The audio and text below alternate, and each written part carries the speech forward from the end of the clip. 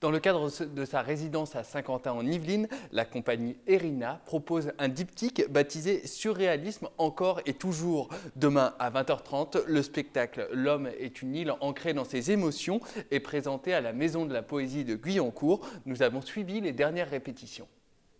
Spectacle en chantier, L'homme est une île ancrée dans ses émotions est élaboré à la Maison de la Poésie à Guyancourt. Confidences, monologues, confessions d'amour, ce projet présente des poèmes et des récits autobiographiques de Christophe Dauphin. Il doit à la poésie le fait d'être devenu un être humain aujourd'hui épanoui, heureux, avec évidemment les interrogations, voire les désespoirs et les impasses devant lesquelles un être humain lucide peut se retrouver aujourd'hui. Le soleil finira mal. L'homme aussi. Après la pluie, les locomotives sont devenues les mains de l'orage. Un poète est une chaise vide sur laquelle vous êtes invité à vous asseoir.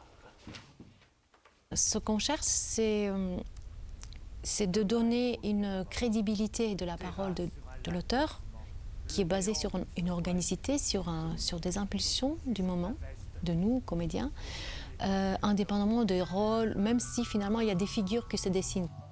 Au-delà du surréalisme, Christophe Dauphin a inventé son propre style pour mieux définir sa démarche, l'émotivisme.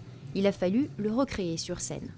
L'émotivisme fait la synthèse du surréalisme d'un autre courant de poésie, encore la poésie pour vivre, pour mettre au cœur du poème la vie réelle, mais aussi l'imaginaire, sans faire de distinction, je pense. Enfin, c'est ce que j'en retiens.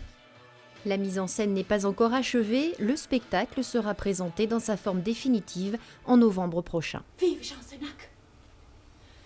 Vive l'Algérie! Feu sur vos mensonges! Le dernier souffle du parachutiste tortionnaire! Combattant, demain est un bois qui se chauffe de veines. À 1960, la France aurait pu m'envoyer te combattre. Je n'imagine même pas.